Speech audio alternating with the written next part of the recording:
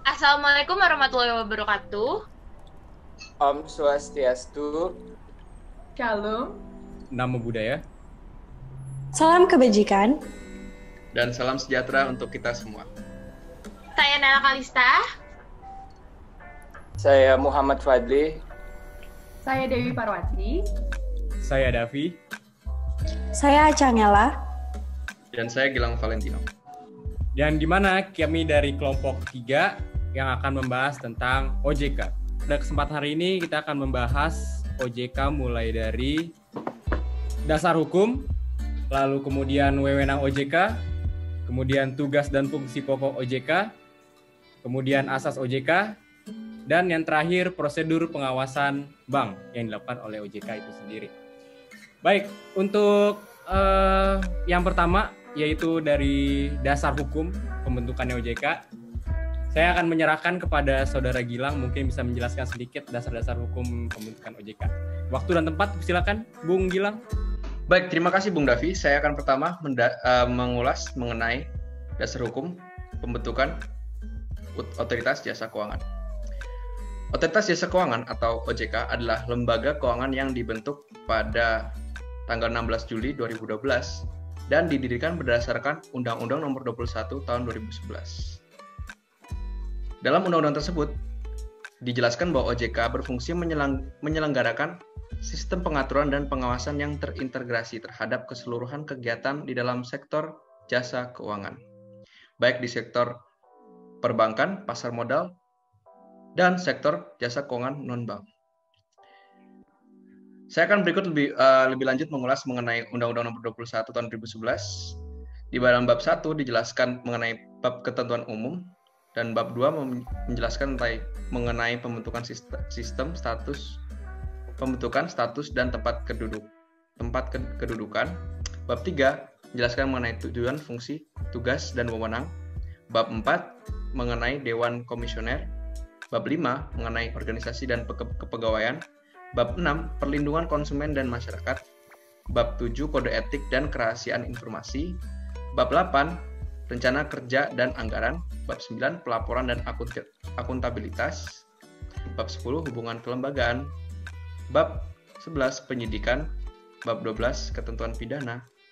Bab 13 ketentuan peralihan dan bab 14 ketentuan penutup. Namun dalam pelaksanaannya OJK juga dikomplementari oleh Undang-Undang Nomor 9 Tahun 2016 tentang pencegahan dan penanganan krisis sistem keuangan. Sedangkan dalam sejarah pembentukan Bank Indonesia, landasan yang digunakan dalam perumusan Undang-Undang OJK tidak lain adalah Undang-Undang Nomor 23 Tahun 1999 tentang Bank Indonesia dan Undang-Undang Nomor 6 Tahun 2009 tentang penetapan Perpu Nomor 2 Tahun 2008 tentang perubahan kedua atas Undang-Undang Nomor 23 Tahun 1999 tentang Bank Indonesia menjadi undang-undang. Kesepakatan untuk membentuk OJK adalah saat krisis yang melanda lembaga keuangan keuangan Indonesia pada tahun 1999. Seperti yang kita ketahui, pada tahun 1999 terjadi krisis moneter, di mana saat itu semua lembaga keuangan sedang kocar-kacir. Jadi, pada tahun 2002 draft pembentukan OJK itu rencana ingin dibuat, tapi belum kunjung selesai. Pada akhirnya DPR pada 19 Desember 2003 menyelesaikan amandemen Undang-Undang Bank Indonesia. Undang-undang hasil amandemen ini disebut oleh Menteri Keuangan Budiono sebagai Undang-Undang Bank Sentral Modern.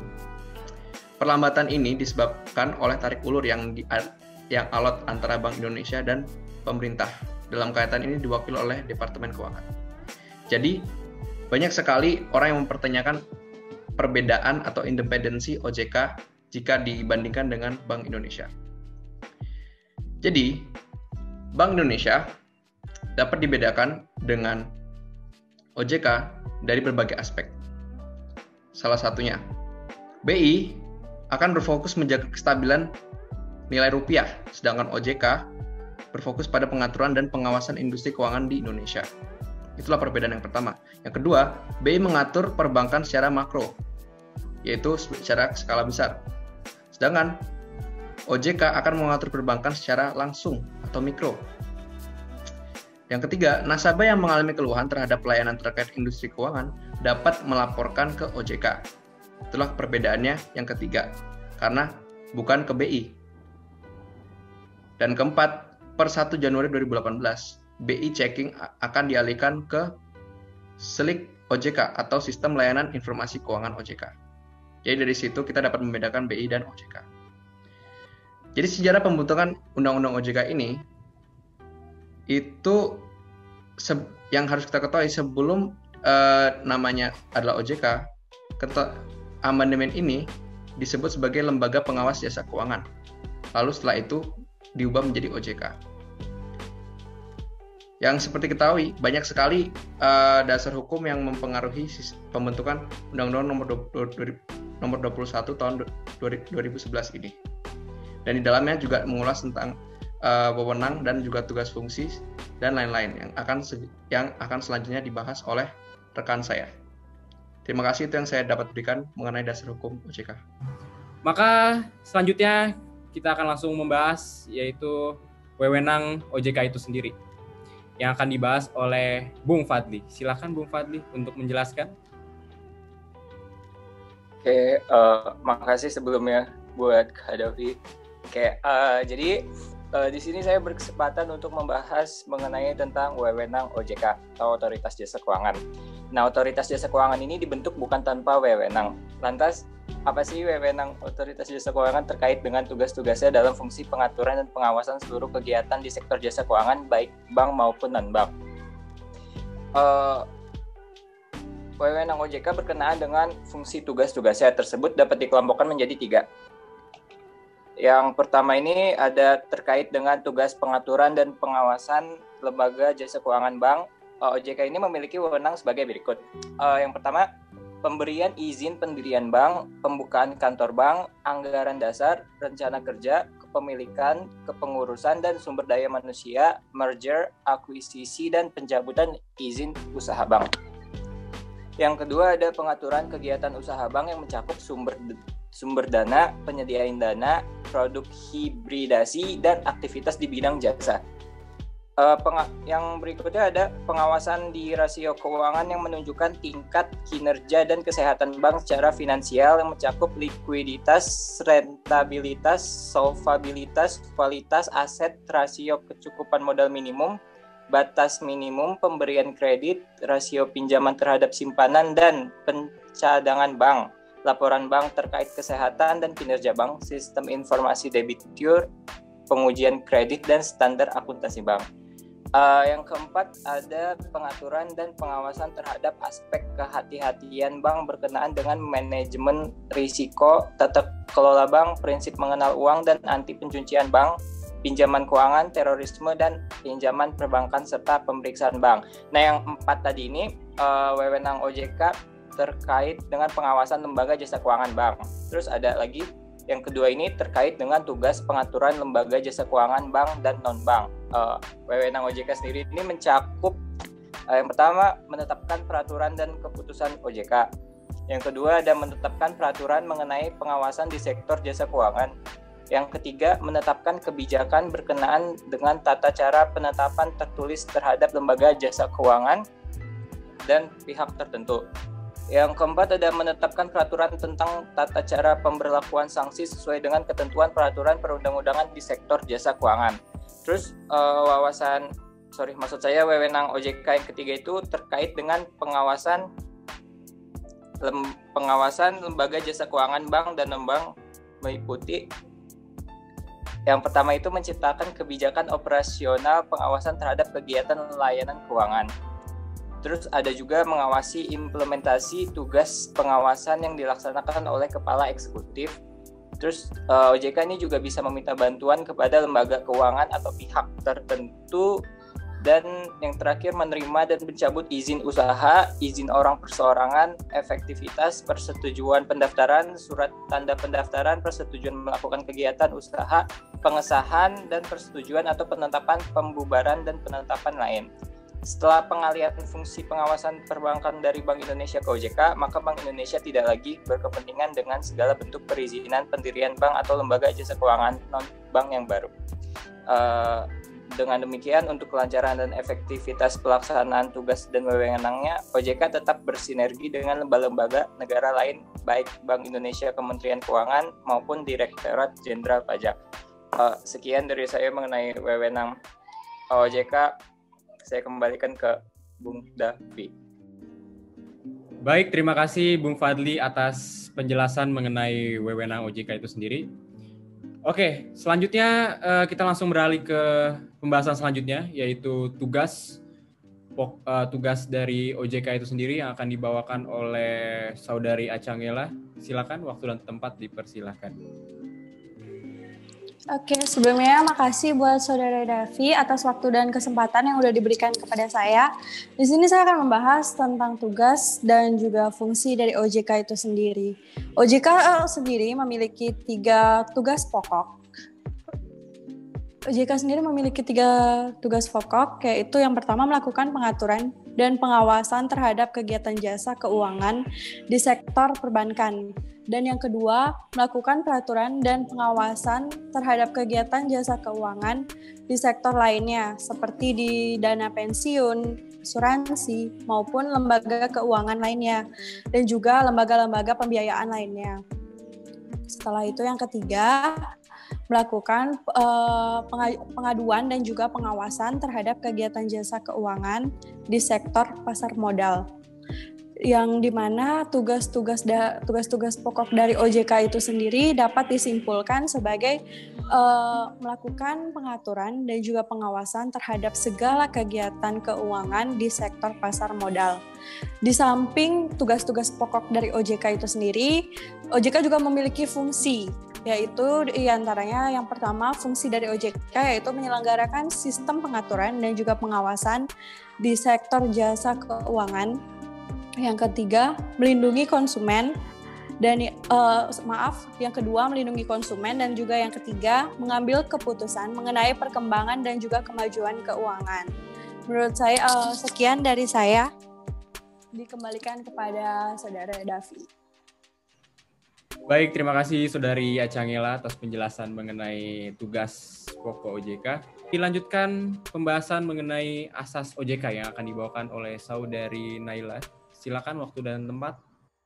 Oke, terima kasih atas Kak Davi, atas kesempatannya yang telah diberikan kepada saya. Kali ini saya akan membahas tentang 7 asas OJK. Di sini pertama ada asas independensi, yaitu independen dalam pengambilan keputusan dan pelaksanaan fungsi, tugas, dan wewenang OJK dengan tetap sesuai peraturan perundang-undangan yang berlaku. Yang kedua, ada asas kepastian hukum, yakni asas dalam negara hukum yang mengutamakan landasan peraturan perundang-undangan dan keadilan dalam setiap kebijakan penyelenggaraan otoritas jasa keuangan. Yang ketiga, asas kepentingan umum, yakni asas yang membela dan melindungi kepentingan konsumen dan masyarakat, serta memajukan kesejahteraan umum. Yang keempat, ada asas keterbukaan, yaitu asas yang membuka diri terhadap hak masyarakat untuk memperoleh informasi yang benar, jujur, dan tidak diskriminatif tentang penyelenggaraan OJK. Yang kelima, ada asas profesionalitas, yaitu asas yang mengutamakan keahlian dalam pelaksanaan tugas dan wewenang otoritas jasa keuangan. Yang keenam, ada asas integritas, yaitu asas yang berpegang teguh pada nilai-nilai moral dalam setiap tindakan dan keputusan yang diambil dalam penyelenggaraan OJK. Dan yang terakhir ada asas akuntabilitas, yaitu asas yang menentukan bahwa setiap kegiatan dan hasil akhir dari setiap kegiatan penyelenggaraan OJK harus dapat dipertanggungjawabkan kepada publik. Itu aja dari saya. Sekian penjelasan tentang asas OJK, saya kembalikan ke Kak Davi. Baik, terima kasih Bung Naila atas penjelasannya mengenai asas-asas dari OJK itu sendiri. Maka kita akhirnya sampai juga pada pembahasan terakhir, yaitu pembahasan mengenai prosedur rutin yang dijalankan oleh OJK, yang dimana akan dibawakan oleh Saudari Komang Ayu Dewi. Waktu dan tempat dipersilakan, Saudari. Baik, terima kasih Davi atas waktunya. Di sini saya akan menjelaskan prosedur pengawasan bank oleh OJK. Program restrukturisasi perbankan nasional telah dilaksanakan melalui langkah-langkah antara lain pembentukan Badan Penyihatan Perbankan Nasional, program penjaminan pemerintah, dan program rekapitalisasi perbankan. Sehubungan dengan itu, terhadap bank dimaksud perlu dilakukan langkah-langkah tertentu, seperti pengawasan intensif dan pengawasan khusus, agar sistem perbankan yang sehat dapat tercipta secara efektif. Oleh karena itu, perlu ditetapkan persyaratan dan kriteria yang jelas serta transparan mengenai tingkat kesulitan bank dalam kegiatan usahanya, serta langkah-langkah koordinasi dan mekanisme yang diperlukan dalam rangka pelaksanaan restrukturisasi perbankan nasional. Nah, di sini yang pertama ada strategi pengawasan oleh Bank Indonesia. Dalam rangka menjalankan tugas pengawasan, Bank Indonesia menetapkan beberapa jenis pengawasan yang didasarkan atas analisis terhadap kondisi suatu bank tertentu, yaitu yang pertama adalah pengawasan normal atau rutin, yang kedua pengawasan intensif atau intensive supervision, yang ketiga pengawasan khusus atau special surveillance. Nah, dalam prakteknya, Bank Indonesia juga tetap mengawasi bank dalam penyihatan atau BDP, dan memantau penyelesaian kewajiban dari bank beku kegiatan usaha atau BBKU, serta bank dalam likuidasi atau BDL, yang ditetapkan oleh peraturan dan perundang-undangan yang berlaku. Nah, yang kedua, pendekatan pengawasan oleh Bank Indonesia. Dalam menjalankan strategi pengawasan tersebut di atas, pendekatan pengawasan yang dilakukan terbagi atas dua jenis kegiatan, yaitu pengawasan tidak langsung dan pengawasan langsung. Secara ringkas, pengawasan tidak langsung merupakan tindakan pengawasan dan analisis yang dilakukan berdasarkan laporan berkala yang disampaikan oleh bank, informasi dalam bentuk komunikasi lain serta informasi dari pihak lain. Sementara itu, pengawasan langsung dilakukan dengan cara melakukan pemeriksaan pada bank untuk meneliti dan mengevaluasi tingkat kepatuhan bank terhadap ketentuan yang berlaku.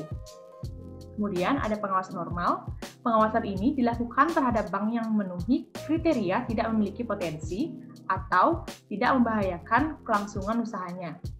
Umumnya, frekuensi pengawasan dan pemantauan kondisi bank dilakukan secara normal, sedangkan pemeriksaan terhadap jenis bank ini dilakukan secara berkala atau sekurang-kurangnya setahun sekali. Kemudian, pengawasan intensif.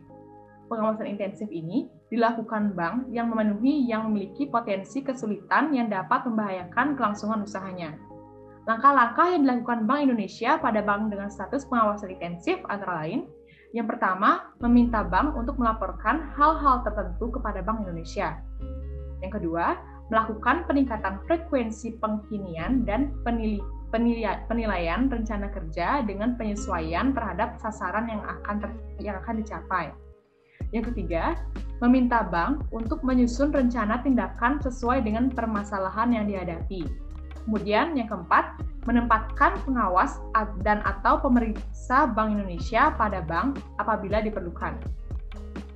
Bagi bank dalam pengawasan intensif yang tidak menghasilkan perbaikan kondisi keuangan dan manajerial dan berdasarkan analisis Bank Indonesia, diketahui bahwa bank tersebut dapat diklasifikasikan sebagai bank yang memiliki kesulitan yang dapat membahayakan kelangsungan usahanya. Maka, bank tersebut selanjutnya ditetapkan sebagai bank dengan status pengawasan khusus. Di samping itu, apabila diperlukan, intensitas pemeriksaan langsung pada bank pada umumnya meningkat, terutama dalam rangka memantau perkembangan kinerja berdasarkan komitmen dan rencana perbaikan yang disampaikan manajemen bank kepada Bank Indonesia. Kemudian ada pengawasan khusus. Pengawasan terhadap bank yang dinilai mengalami kesulitan yang membahayakan kelangsungan usahanya. Terhadap bank dengan status pengawasan khusus ini, maka beberapa tindakan Bank Indonesia yang diambil antara lain, yang pertama, memerintahkan bank dan atau pemegang saham bank untuk mengajukan rencana perbaikan permodalan secara tertulis kepada Bank Indonesia. Kedua, memerintahkan bank untuk memenuhi kewajiban melaksanakan tindakan perbaikan. Dan yang ketiga, memerintahkan bank dan atau pemegang saham bank untuk melakukan tindakan, antara lain, mengganti dewan komisaris dan atau direksi bank, menghapus bukukan kredit atau pembiayaan berdasarkan prinsip syariah yang tergolong macet dan memperhitungkan kerugian bank dengan modal bank, melakukan merger atau konsolidasi dengan bank lain, menjual bank kepada pembeli yang bersedia mengambil alih seluruh kewajiban bank, menyerahkan pengelolaan seluruh atau sebagian kegiatan bank kepada pihak lain, menjual sebagian atau seluruh harta dan atau kewajiban bank kepada bank atau pihak lain, dan atau membekukan kegiatan usaha tertentu bank. Selain tindakan perbaikan bank yang diwajibkan tersebut, Bank Indonesia juga bank yang telah ditetapkan dengan status bank dalam pengawasan khusus pada homepage Bank Indonesia. Jangka waktu bank dengan status pengawasan khusus adalah paling lama 3 bulan bagi bank yang tidak terdaftar pada pasar modal atau 6 bulan bagi bank yang terdaftar pada pasar modal. Pertimbangan perpanjangan tersebut terutama yang berkaitan dengan proses hukum yang diperlukan antara lain perubahan anggaran dasar, pengalihan hak kepemilikan, proses perizinan, dan proses kaji tuntas oleh investor baru. Pada umumnya, frekuensi dan intensitas pengawasan dan pemeriksaan meningkat terutama dalam rangka memantau perkembangan kinerja dan komitmen serta kewajiban bank yang diperintahkan oleh Bank Indonesia. Kemudian, bank dalam penyihatan. Bank dapat ditetapkan dengan status bank dalam penyihatan apabila bank tersebut dinilai masih memiliki potensi untuk dapat diperbaiki terutama dari aspek permodalan. Selama proses penyihatan bank oleh BPPN, komunikasi dan kerjasama antara Bank Indonesia dengan BPPN intensif dilakukan terutama yang berkaitan dengan perkembangan indikator utama kinerja bank, antara lain kinerja permodalan, rasio likuiditas atau giro wajib minimum, non-performing loan, ketentuan prudensial, dan indikasi pencapaian rencana kerja. Apabila kondisi membaik dan program penyihatan telah selesai dilakukan atau dinyatakan berhasil, maka status BDP dicabut dan bank diserahkan kembali kepada Bank Indonesia untuk dilakukan pengawasan yang diperlukan. Sebaliknya, apabila kondisi bank semakin memburuk, status BDP dapat berubah menjadi bank beku kegiatan usaha. Nah, yang terakhir yaitu bank beku kegiatan usaha. Bank ditetapkan dengan status bank beku kegiatan usaha apabila bank memenuhi persyaratan bahwa kondisi bank menurun sangat tajam atau program penyihatan BPPN atas bank dalam penyihatan atau BDP tidak dapat diselesaikan oleh bank dalam jangka waktu yang disepakati atau berdasarkan pertimbangan BPPN, program penyihatan tidak dapat dilaksanakan meskipun jangka waktu yang disepakati belum terlampaui. Selanjutnya, dalam hal BPPN, telah selesai melaksanakan langkah-langkah yang diperlukan untuk penyelesaian bank dengan status BPKU, penyelesaian berikutnya dilakukan tahapan-tahapan pencabutan izin, usaha, pembubaran badan hukum, serta likuidasi bank. Demikian penjelasan dari saya mengenai prosedur pengawasan bank oleh OJK. Waktu saya berikan lagi ke Kak Davi. Terima kasih. Baik, terima kasih Saudari Dewi atas penjelasan mengenai prosedur pengawasan bank yang dilakukan oleh OJK. Maka sampailah kita pada penghujung acara yang mana bisa saya simpulkan, yaitu Otoritas Jasa Keuangan adalah lembaga yang independen dan bebas dari campur tangan pihak lain yang mempunyai fungsi, tugas, dan wewenang pengaturan, pengawasan, pemeriksaan, dan penyelidikan, di mana sebelumnya kewenangan pengaturan dan pengawasan dilaksanakan oleh Kementerian Keuangan, Bank Indonesia, dan pengawas pasar modal dan lembaga keuangan atau Bapepam, strip LK. Dasar hukum OJK terdapat di Undang-Undang Nomor 21 Tahun 2011. Tugas OJK dari beberapa sistem perbankan maupun non-bank, diantaranya perbankan, asuransi, dana pensiun, lembaga pembiayaan, pegadaian, lembaga pembiayaan ekspor Indonesia, lembaga penjaminan, perusahaan pembiayaan sekunder, rumahan, dan penyelenggara program jaminan sosial, pensiun, dan kesejahteraan. Wewenang OJK membuat dan menetapkan peraturan sebagai pelaksanaan peraturan perundang-undangan di bidang jasa keuangan, memberi dan mencabut izin untuk melakukan kegiatan di bidang jasa keuangan. Maka dari itu, sebagai penutup, saya ucapkan terima kasih semuanya yang telah memaparkan materi dari masing-masing materi itu sendiri, dan saya mohon maaf apabila ada kesalahan dari saya sendiri dan juga teman-teman saya dalam menyampaikan materi. Saya berharap ke depannya itu bisa dijadikan pelajaran untuk kita semua. Baik, terima kasih. Sekian dari kami, kelompok 3 menjelaskan tentang OJK. Dan kami akan menutup dengan wassalamualaikum warahmatullahi wabarakatuh. Om Santi Santi Santi Om. Shalom. Namo Buddhaya. Salam kebajikan. Dan salam sejahtera bagi kita semua. Saya Nela Kalista. Saya Fadli. Saya Dewi Parwati. Saya Davi. Saya Cangela. Dan saya Gilang Valentino.